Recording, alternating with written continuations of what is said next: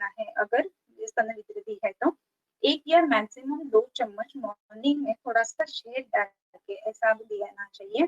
भोजन में उसका जो ग्रीन लीफ रहता है उसका सब्जी बना के दे सकते हैं। और लेपेशु मधुशिग्रु प्रयोजित, लेप लगाना चाहिए मधुशिग्रु का। ये जो लेप है उसके कारण ये जो अंदर की विद्रधि रहती है उसका पाचन हो जाता है। और ये विद्रधि का पाचन होने के कारण अंदर का जो जिसको हम पस पॉकेट्स बोलते हैं वो सब ड्रेन हो जाते हैं और जल्दी से जल्दी जो शरीर पर घाव है वो भरने के लिए मदद हो जाती है। आजकल अगर देख लिया जाए तो बहुत ज्यादा खाने पीने के जो अलग अलग वेव्स आते हैं उसमें ये शुगरू की भी एक वेव है। इसमें मोरिंगा पाउडर करके सब जगह आजकल अवेलेबल है। सो ये मोरिंगा इसका मतलब है शिगरू बहुत ज्यादा महत्वपूर्ण है। स्तन विद्रधि की चिकित्सा करने में स्तनजे व्रणवत् सर्वं न तु एनम उपनाहयेत् पाटयेत् पालयं स्तन्यवाहिनीः कृष्णचूर्चुकौ सर्वासु अद्य अवस्थासु दुर्निहित तत्स्तनम। सो इसमें स्तनजे व्रणवत् सर्वम न तु एनम उपनाहयेत्, व्रणाप्रमाणे व्रणवत चिकित्सा करते समय इसमें उपनाह नहीं करना चाहिए। उपनाह क्यों नहीं करते हैं? तो उपनाह करने से धातुष्मा बढ़ जाता है और धातुष्मा बढ़ने से कभी कभी कोट हो जाता है। ये स्तन ऐसा अवयव है जिसमें मांस और रस ये बहुत ज्यादा मात्रा में रहता है। तो मांस का कोट होने से बहुत ज्यादा पुयुत्पत्ति होने की आशंका रहती है और इसी के कारण पुयुत्पत्ति होनी नहीं चाहिए। इसी के लिए उपनाह कभी भी स्तन विकृति पे नहीं करने चाहिए। तो क्या करना है? पाटयेत् पालयन स्तन वाहिनी ही कृष्ण चूर्चुकौ, स्तन वाहिनी सीरा जो है उसको पालन करते और कृष्ण चुचुक को पालन करते उसको पाटन करना चाहिए। इसी का मतलब है इसका इंसिजन कैसा लेना है इसका डायरेक्शन इन्होंने दे दिया है। हमारे क्लिनिक में इंसिजन वगैरह तो हमने अभी तक नहीं लिया है, लेकिन फिर भी जब भी मेडिसिन से ट्रीट किया जाता है तो उसका परिणाम बहुत अच्छा आता है, ये देखते हैं। पहले तो है कि जैसे मैंने आपको बताया कि वो उत्पन्न ना हो जाए इसी के लिए गर्भिणियों की अच्छी तरह से केयर करनी चाहिए। और भी उसमें महत्वपूर्ण बात है कि स्तनवाहिनी से कट नहीं हो जाए ये देखिए, ऐसा इंसिजन उधर लेना चाहिए। और भी इसमें क्या क्या करना है? कि वो कांचनारस गृहीयात् पंचकौमुदी, कांचनार की छाल लेनी है।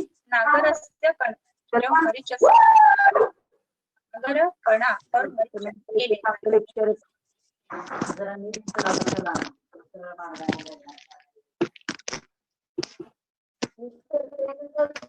अगर इसका मतलब है मुस्ता, कणा, मूंगफली और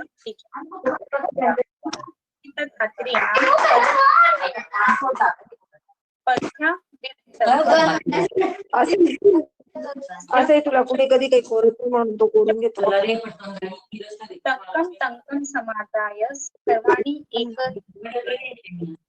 सब मेडिसिन बताए हैं जिसमें कांचना, नागर, कणा, मरीच, पथ्या, विभित, धात्री ये सब जो है वो लेके इसमें तंक टंकम समादाय सर्वाणी एकत्र चूर्ण, इसका एकत्र चूर्णन करना चाहिए। यावत चूर्णम इदम सर्वम तावन एव अत्र गुगुलुः, इसका जितना मात्रा है वही मात्रा में गुगुल लेना चाहिए।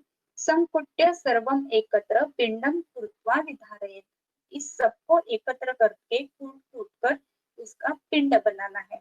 गुटिकाः माशिकाः कृत्वा प्रभाते भक्षयेन्नरः गलगंडं जयति उग्रम अपचि अर्बुदानि च ग्रंथिन व्रणानि गुल्माश्व कठिन कुष्ठानि च भगंदरम प्रदेयश्च अनुपानार्थं क्वाथो मुंडितिका भव क्वातक खदिर सारस्य क्वाथो वा अभया अभव।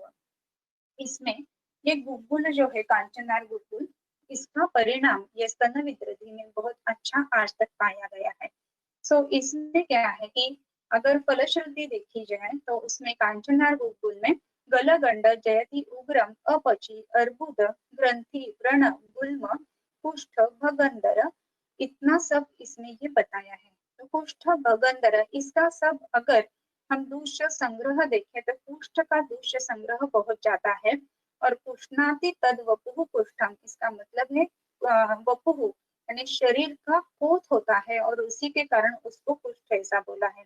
ये पोत भी विद्रधि में भी पाया जाता है और पोत होने के कारण ही घाव जल्दी बढ़ता नहीं है और उसी के कारण कुष्ठ का दूष्य संग्रह जैसा है वैसे ही रस, मांस और त्वक इसको मिला के ये दूष्य संग्रह है और इसी के कारण कांचनार गुलगुल जो है उसका परिणाम ये इसमें स्तन विकृति में बहुत ज्यादा अच्छा पाया जाता है। इसमें 100 बार चोट खाए नहीं तो गुलगुल बनता नहीं ऐसा बोलते हैं। सो संकुट्य सर्वम एकत्र, ये सब मिला के गुलगुल मिला के शुद्ध गुलगुल मिला के इसको अच्छी तरह से कूटना है। अभी इसमें जब भी हम गुलगुल का शोधन बोलेंगे तो कैसे करना है। गुलगुल का शोधन जो है ना वो अलग अलग बातों में अलग अलग द्रव्यों में आया है। दशमूल में भी इसका कांचनार का गुलगुल का शोधन है। त्रिफला क्वाथ में भी गुलगुल का शोधन बताया है और भी एक गोक्षुरादि गुलगुल है उसमें गोक्षुर के क्वाथ में गुलगुल का शोधन बताया है। तो हमको कौन सी दवा बनानी है उसके हिसाब से गुलगुल का शोधन हमको खुद को करना अगर चाहिए तो वो बहुत ज्यादा जरूरी रहता है। तो इसमें अगर हम कांचना गुलगुल बनाने वाले हैं तो इसका महत्व क्या है कि ये पाचन करने वाला, लेखन करने वाला ऐसा गुलगुल है। तो इसमें दशमूल के जगह अगर हम त्रिफला क्वाथ का यूज करते हैं गुलगुल शोधन करने में तो उसका परिणाम जो है गुलगुल के हिसाब से, कांचना गुलगुल के हिसाब से तो उसका परिणाम बहुत अच्छा दिखता है। क्यों दिखता है तो ये शोधन करते वक्त वो जो गुलगुल है वो उसके हिसाब से तैयार हो जाता है। त्रिफला के क्वाथ में अगर हम करते हैं तो त्रिफला जो है वो लेखनीय गण में भी पाया गया है। त्रिफला जो है वो उत्तम व्रण कर्म करने में भी पाया गया है। त्रिफला जो है वो रसायन कर्म में भी पाया गया है। जो कुछ भी धातु अच्छे से भरते नहीं है उसमें रसायन कर्म करना बहुत जरूरी है। जैसे कि कुष्ठ में भी रसायन बहुत ज्यादा जरूरी रहता है वैसे भी अगर व्रण नहीं भरता है तो उसमें भी रसायन कर्म धातु अच्छे होना ये बहुत ज्यादा जरूरी रहता है। और इसी के कारण ये त्रिफला में अगर इसका कांचनार गुलगुल बनाने के लिए जो गुलगुल यूज करना है उसमें त्रिफला में अगर उसका हम शोधन करते हैं तो उसका परिणाम बहुत अच्छा दिखता है। गुलगुल जब भी बनाते हैं तो भी उसको कूटना बहुत ज्यादा जरूरी रहता है। उसका मिक्सिंग जो है एक साथ आना, सिनर्जेटिक इम्पैक्ट होना ये बहुत ज्यादा जरूरी रहता है। इसमें हम अगर कांचनार देखेंगे तो कांचनार भी हृदय है। कांचनार जो वो भी जो वृक्ष है उसकी छाल यूज करते हैं तो उसका गामित्व जो है कांचनार छाल का शरीर के छाल के ऊपर यानी स्किन के ऊपर जाता है और इसी के लिए वो कोष्ठ में कांचनार गुलगुल का बहुत ज्यादा इम्पैक्ट हम देखते हैं। कोष्ठ का दूषित संग्रह बहुत ज्यादा है तो उसके हिसाब से शरीर में जो क्लेद और रस विकृति है वो दूर करने के लिए कांचनार गुलगुल बहुत अच्छे से काम करता है और इसी के कारण व्रण भरने के लिए भी ये कांचनार गुलगुल बहुत अच्छे से काम करता है। इसमें अगर देखा जाए तो पत्था विविध धात्री त्रिफला उसमें है ही, मरीच, कणा और नागर ऐसा है। सो ये सब जो बातें हैं वो धातु अच्छा करके धातु अच्छे सारत्व का बनाने में मदद करती है और इसी के लिए ये कांचना गुलगुल का महत्व हम देखते हैं। इसमें और भी एक बात है कि जब भी कांचना गुलगुल के बारे में हम सोचेंगे तभी कांचना जो है तो उसमें ये शुंठ, मरीच, पिप्पल जो है वो त्रिकटु जिसको हम बोलते हैं, हरितकी विवेक आम्ल की त्रिफला है और इसका वरुण और तामालकी पत्र इसमें उसका भावना दिया है। त्वक और एला जो है वो सुगंधी द्रव्य है। शरीर में जब भी सुगंधी द्रव्य प्रवेशित करते हैं तो वो दुर्गंध को नष्ट करते हैं। जैसे कि शरीर में विकृत व्रण होता है तो वो दुर्गंधी रहता है और जो व्रण शुद्ध रहता है वो दुर्गंधी नहीं रहता है। तो शरीर की व्रण में जो दुर्गंधी है वो नष्ट करने के लिए और व्रण भरने के लिए इसका महत्व एला और त्वक का बहुत ज्यादा रहता है। इसके लिए कांचना गुलगुल का हम उपयोग जो है वो स्तन विकृति में बहुत अच्छे से कर सकते हैं। और ये कांचनार गुलगुल जो है इसके इंडिकेशन जो हम देखते हैं उसमें टिपिकली अर्बुद ग्रंथि, व्रण, गुल्म इसके ऊपर तो काम करता ही है। तो इसी का कारण ऐसा है कि वो लेखन करके शरीर में जो कुछ भी मांसों और मेदों की विकृति है वो दूर करके फिर कांचनार जो है, कांचनार गुलगुल जो है वो अच्छे से शरीर में धातु अच्छे अच्छे प्रस्थापित करने में मदद करता है और इसी के कारण स्तन विद्रधि अच्छा करने में, स्तन विद्रधि हील करने में ये जो कांचनार बुलबुल है इसका महत्व बहुत ज्यादा रहता है। इसके बाद में स्तन विद्रधि के और कौन कौन सी चिकित्सा हम दे सकते हैं इसमें, रसपाचक और दूषी विषारी अगर इसका आप जरूर उपाय सोचिए, करके देखिए, इसका बहुत ज्यादा अच्छा परिणाम देता है।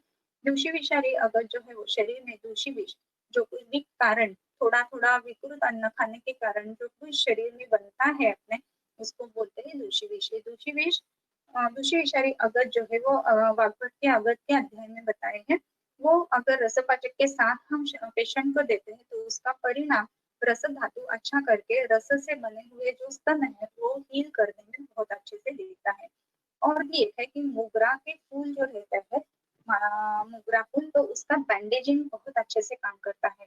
इसमें क्या करना है, तो डायरेक्टली स्किन के ऊपर ही मोगरे के फूल रखते हैं और ऊपर से बैंडेजिंग कर देना है। ऐसा अगर करते हैं तो ब्रेस्ट का एब्सेस जब तक फूटा नहीं है तब तक ये बहुत अच्छा काम करता है। वो एब्सेस अंदर ही अंदर उसका पहले ही आमुक अवस्था में पाचन होके वो निकल जाना चाहिए, ऐसे ये मोगरा का बैंडेजिंग काम करता है। कांचनार बुलबुल जो है उसका तो डिटेल में हमने देख लिया। और भी एक है कि स्तनपाचक गण करके एक आया है, नुसता विचारनी द्विनिषाद्वी दिखता भल्लाद पाठा त्रिकला विशाखा, 15वां अध्याय जो है शोधनादि गण संदोष में, कुष्ठम त्रुटिम हैमवतीम च योनिम स्तन्यामय मलपाचनाश्च।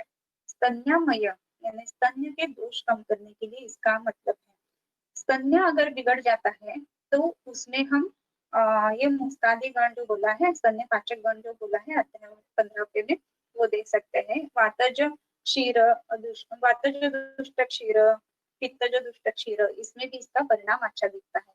लेकिन इसमें और भी एक बात बताई है कि मल पाचनाश्च, शरीर में जो मल है उनका पाचन करने के लिए इसका परिणाम अच्छा रहता है और इसी के कारण स्तन विद्रधि अगर हो जाए तो भी स्तन पाचक बहुत अच्छा काम करता है। और भी एक है कि रक्तपाचक और सहस्त्रकुटी अभ्रक, ये कॉम्बिनेशन बहुत अच्छे से काम करता है। सहस्त्रकुटी अभ्रक जो है ना वो रक्त का पुष्टि बढ़ाने के लिए बहुत अच्छे से काम करता है और उसके साथ अगर रक्तपाचक दिया जाए तो हमने संप्राप्ति में देख लिया है कि रक्त दुष्टि के कारण ही स्तन विद्रधि होती है। तो इसी के लिए रक्त दुष्टि शरीर में जिन जिन कारणों से है वो रक्त दुष्टि निकल जाए और अच्छा रक्त उधर प्रस्थापित हो जाए, इसके लिए सहस्त्रकुटी अभ्रक और रक्तपाचक ऐसा हम यूज कर सकते हैं। और भी एक है कि शुचर्यु करके एक आता है, छोटी गोली रहती है, उसका अगर हम फुमेंटेशन उसको देते हैं, हॉट नहीं रहता है, ये नॉर्मल रूम टेम्परेचर वाला फुमेंटेशन है, तो उसका परिणाम भी उसमें बहुत अच्छे से दिखता है। विद्रधि के पाक अगर हो गया है, वो फूट गया है, तो उसके बाद में उसको क्या क्या देना है, तो ड्रेसिंग जब भी हम करते हैं ना तो जात्यादि तेल का ड्रेसिंग बहुत ही अच्छा काम करता है, हीलिंग प्रॉपर्टी जात्यादि की बहुत अच्छी है। लेकिन एक बात है कि जात्यादि में ये मोरसूद जो है वो डाला गया है या नहीं गया है वो देखना जरूरी है। मोरसूद थोड़ा सा करोसिव रहता है और उसी के कारण रॉ एरिया फॉर्मेशन करके वो अच्छी तरह से हीलिंग करता है। हम खुद जब भी जात्यादि तेल बनाते हैं ना तभी ये डालते हैं, लेकिन कंपनी वालों ने डाला है या नहीं डाला है एटलीस्ट उसके इंडिकेशन वगैरह देखने चाहिए। और भी उसमें कैशोर तिथला और अमृता गुलगुल तीनों अगर साथ में यूज किए तो धातु पाक की जो संप्राप्ति है वो रुक जाती है, धातु अच्छे तैयार होने लगते हैं और विद्रधि पाक जो है वो रुक जाते हैं। और भी एक है कि अगर टूट गया है तो उसको भरना चाहिए, तो बिटाडिन जैसा वो रोलर बैंडेजिंग करते हैं ना, वैसी एक वर्ती आई है, गुंटा फलत्वक लवणम सलाक्षम भूपस्य पत्रम विनितापयश्च स्नुप अर्क दुग्धान्वितम एष कल्पो वर्ती कृतो हंति चिरेण नाड़ी। कोई भी नाड़ी व्रण है तो उसमें ये वर्ती रखते हैं तो अंदर से हीलिंग हो जाता है और जल्दी हीलिंग होने के कारण विद्रधि में पाक होता नहीं है या फिर वो जल्दी भर जाता है। अलग अलग नाड़ी व्रण में ये बताए हैं, लेकिन जिधर छोटा सा ओपनिंग है और विद्रधि का मुंह छोटा है और अंदर विद्रधि बहुत ज्यादा फैल गया है, ऐसा अगर है तो इसमें हम वर्ती यूज कर सकते हैं। और अगर ऐसा है तो अपुनर्भव चिकित्सा भी हमको सोचनी जरूर चाहिए, क्योंकि जब तक वो पूरा हील होके फिर से ना हो जाए ऐसा परिस्थिति शरीर में नहीं पैदा कर देते तब तक हमारी चिकित्सा पूरी हुई है ऐसा नहीं होता है। और इसी के कारण ये सहस्त्रकुटी अभ्रक जो है इसको हमको यूज करना चाहिए। इससे रक्त की पुष्टि जो है वो बढ़ती है। रस का यापन करना चाहिए, रस की पुष्टि करनी चाहिए। रस की पुष्टि करने के लिए रस जो है वो अच्छा बनना चाहिए। इसी के कारण क्षेत्रकादिवटी, अग्नितुंडीवटी ऐसे हम यूज कर सकते हैं। पेशेंट को व्युत्पत्ति का पथ्य बताना चाहिए कि क्या खाना है, क्या नहीं खाना है, क्या करना है, क्या नहीं करना है। इसमें generally fermented food, bakery product जो है वो पूरे बंद करने चाहिए। आजकल देखा जाता है कि उठते ही चाय के साथ दो तीन कोई ना कोई तो बिस्कुट रहते ही है। सो ये मैदे से बने हुए, फर्मेंट किए हुए बेकरी प्रोडक्ट जो है वो बहुत ज्यादा तकलीफ देते हैं, शरीर का क्रोध उत्पन्न कर देते हैं, शरीर में ग्रहणी जैसी संताप्ति उत्पन्न कर देते हैं। और इसी के कारण ये फ्रोजन फूड, बेकरी प्रोडक्ट्स और फर्मेंटेड फूड, ये तीनों बातें हैं वो पूरी बंद कर देनी चाहिए। दिन में सोना नहीं है और रात को जागना नहीं है। बहुत ज्यादा चिढ़ना, इससे भी शरीर का खून ज्यादा जल्दी हो जाता है। इसके लिए बहुत ज्यादा मूड स्विंग्स भी नहीं होने चाहिए। और भी एक बात मैं प्रैक्टिकल आपको बताना चाहूंगी कि जब भी बेबी को फीड करते हैं लैक्टेटिंग मदर्स, तभी एकांत में फीड करना चाहिए। बहुत बार ऐसा होता है कि एक ही रूम रहता है, फिर या फिर कुछ होता नहीं है, चलता है ऐसा अप्रोच रहते हैं। इसी के लिए कोई भी आता जाता रहता है जब भी फीडिंग चालू है तभी। तो फीडिंग या फिर दूध कम होने के जो जो कारण बताए हैं उसमें दृष्ट ऐसा बोला है, दृष्टोत्पन्न ऐसा बोला है। सो उसमें ऐसे होने के कारण, स्त्रियों में स्तन रोग होने के कारण में एक ये भी कारण है कि दृष्टोत्पन्न ऐसा बोला है। सो इसी के कारण एकांत में ही बेबी को फीड करना चाहिए। उससे बेबी के ऊपर का प्यार भी बढ़ता है और दूध की प्रवृत्ति भी बहुत अच्छे से रहती है, दूध अच्छे से स्रवता है। और अगर फीडिंग करते टाइम कोई भी अलग किसी ने देख लिया तो उसके कारण जो माँ है, मदर है, उसके मन में भी कुछ भावना बदल जाती है। थोड़ा सा शोक या फिर थोड़ा सा क्रोध ऐसे अगर आ जाता है तो उसी के कारण भी रसद दृष्टि होने के कारण ये स्तन विकृति बन जाती है।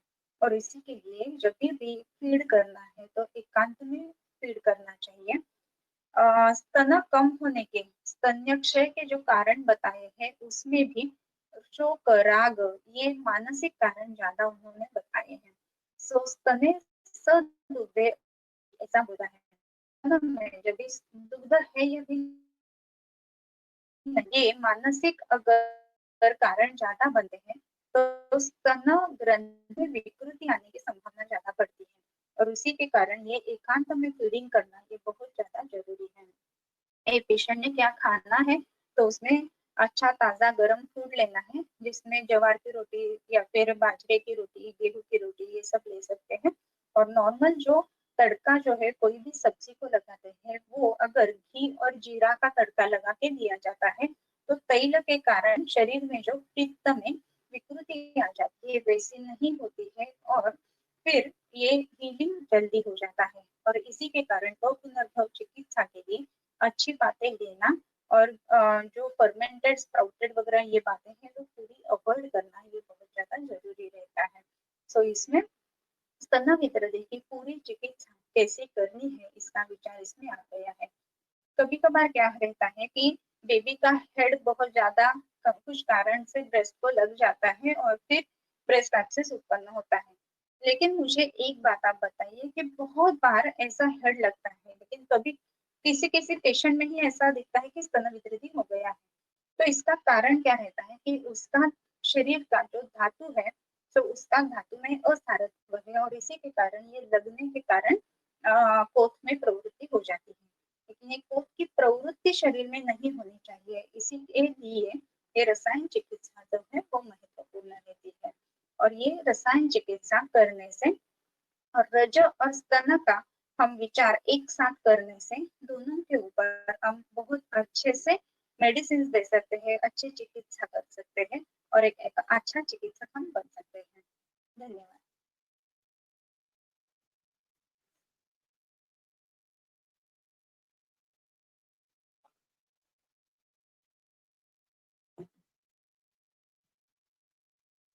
Thank you madam.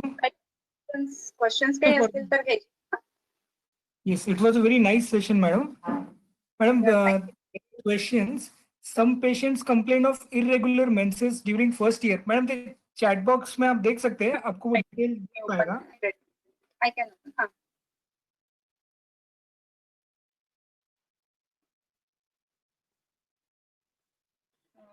Some patients complain about irregular menses during first year after menarche, and gynecology usually advise to wait and watch. Is this normal and does it require start any वातानुकूलित treatment? Yes, sure. कैसा है कि जब irregular menses है तो मासी मासी रजस्त्री नाम ऐसा बोला है सूत्र में ही. सो हर मास प्रति मास ये रज प्रवृत्ति होनी चाहिए. और अगर मेनार्की के फर्स्ट ईयर में अगर इरेगुलर मेंसेस है तो इसका मतलब ये ऐसा है कि आगे जाके भी इसको कुछ ना कुछ तकलीफ होने वाली है और इसी के कारण उधर ही ट्रीट करना बहुत ज्यादा जरूरी है. वातानुलोमन चिकित्सा करना अच्छी बात है ही, लेकिन उसी के साथ में रस का यापन करना भी बहुत ज्यादा जरूरी है. तो वो पेशेंट्स में अगर आप गुरुची स्वरस आर्द्र गुरुची का स्वरस रोज सुबह 2 चम्मच ऐसा देते हैं और दशमूलारिष्ट जैसी दवा सुबह शाम देते हैं तो उसमें वो रसक की भी चिकित्सा हो जाती है, वातशमन भी हो जाता है और उसी के कारण हम इसमें आगे भी होने वाले जो उसको तकलीफ है उससे उसको बचा सकते हैं. So that we can give the medicine and do not wait till 1 year. ये 1 साल देखेंगे कैसा है क्या, ऐसा नहीं है. क्या है ना कि शरीर पहले सब तैयारी कर लेता है और फिर मेंसेस स्टार्ट करता है. इट्स नॉट कि कर लेंगे फिर कैसा होता है देख लेंगे. कैसा ना कोई भी रॉकेट लॉन्च करते हैं ना तो सब टेस्टिंग पहले किया जाता है और उसी के बाद में ही वो रॉकेट लॉन्च करते हैं. ऐसा नहीं बोलता है कि छोड़ देंगे देखेंगे बीच में क्या होता है. वैसे ही शरीर में भी पूरी तैयारी पहले की जाती है और उसी के बाद में ये मेंसेस स्टार्ट हो जाता है. इसी के कारण 8वां 9वां और 10वां जो ईयर है बेबी का सो उसको अष्टवर्षा भवेत् गौरी नववर्षातु रोहिणी दशवर्षा भवेत् कन्या तदूर्ध्वं रजस्वला ऐसा होता है. तो 3 ईयर जो है ना वो अंदर बहुत ज्यादा प्रोसेसिंग चालू है. 3 इयर्स लगते हैं ये पूरा मेनार्की का सेट करने के लिए. अगर वो सेटिंग प्रॉपर हुआ नहीं है तो उसी के कारण इरेगुलरिटी रहती है. ये जो इरेगुलरिटी है वो सेटिंग नहीं है, बाई नेचर नहीं है. पेशेंट का खाना पीना कैसा है वो देखना चाहिए. बहुत बार आजकल 1 या 2 बच्चे रहते हैं तो बहुत ज्यादा प्यारे रहते हैं बच्चे, कभी कभी डांटा भी नहीं जाता है, कुछ भी जो मांगते हैं वो दिया जाता है और बाकी के जो खाने पीने के हैबिट्स चेंज हुए उसी के कारण रस जो है उसका यापन नहीं रहता है. दूसरी बात है कि ये जो एज है 8 9 10 11 12 ये जो एज है ये छोटा बच्चे वाला एज रहने के कारण उसमें कृमि होने की आशंका बहुत ज्यादा रहती है और कृमि जो है वो रस का शोषण करने वाले हैं और रस का यापन इसके कारण नहीं होता है और पीरियड्स इरेगुलर हो जाते हैं. तो ये पेशेंट्स में कृमि चिकित्सा करना भी बहुत ज्यादा महत्वपूर्ण रहती है. Could you please repeat the procedure of दाड़िमा पुष्प स्वरस नस्य? ओके, दाड़िमा पुष्प जो है वो लेना है, उसके 4 टाइम्स घी लेना है, उसके 4 टाइम्स ये लेना है वाटर लेना है, सब एक साथ उबाल के उसको घी बनाना है. उसका यदा फेनोद्गमस्तैले फेन शाखेश्च सर्पिषि गंधवर्ण रसोत्पत्ति स्नेहसिद्धिश्च विस्तरा इसके अनुसार वो देखना है, मृदु पाक करना है और वो मृदु पाक करते टाइम दोनों तो ड्रॉप्स हम डाल देते हैं. Okay, why is the example of Paripathadi kadha. Paripathadi actually मैंने बोला नहीं है, पाठा मैंने बोला आपको. परिपाठ अलग वनस्पति है और परिपाठादि काढ़ा जो है ना अगर बच्चे जब भी छोटे रहते हैं तभी बचपन में अगर ये शीतला मसूरिका और रोमांटिका ये जो 3 बोला है ना ये इसके कारण अगर रस के ऊपर परिणाम आया है तो परिपाठादि काढ़ा आप यूज कर सकते हैं. Okay, then sometimes there is thana